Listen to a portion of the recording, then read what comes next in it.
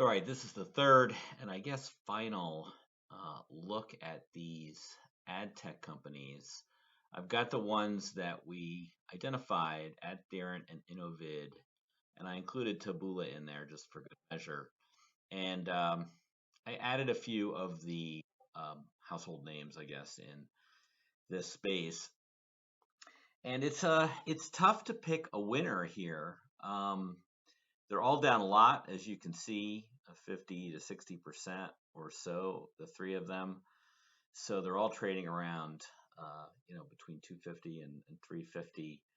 If you jump to the profitability and multiples, there's definitely a distinction. Innovid is growing faster but losing a considerable amount of money, and it's got a higher market cap and a much higher EV to sales multiple. AdTheorent actually has a positive EBITDA and a reasonable multiple there. If you look at the somewhat absurd market leader, Trade Desk, they're clearly the gorilla in this space, and everybody loves that stock, and they've continued to execute. As you can see, it's 30 times sales, so not one to own, but it has made a lot of widows on the short side, so we're going to stay away from that. So the interesting thing is, AdTheorent, I don't know this space that well. Frankly, you listen to these companies' pitches, they all sound the same.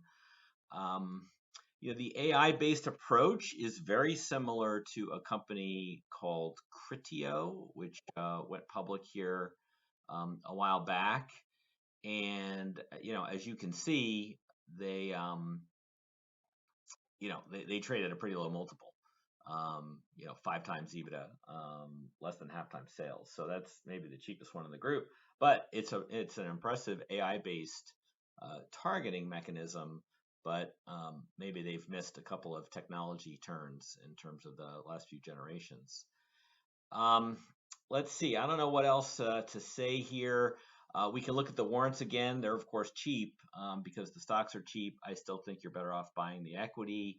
I'm going to put these on the screen, and maybe I can get some of the analyst research out there. I'll put a request in one of the rooms, one of the Discord rooms. Maybe we can scare up some analyst research to understand some of the differences between AdTheorent and the other companies out there. Because if their growth is sustainable, you see they're forecasted to have a pretty low number this year. At this valuation, it could definitely work. Whether or not the warrants go in the money, I don't know. But at $2.53, a lot of the advertising slowdown may be in the stock, and they are profitable. So it's not like they're going to run out of money. So I might do a little bit of work on that one. I'm going to leave the video there, and we'll come back to it maybe later on if we get more clarity on it as along.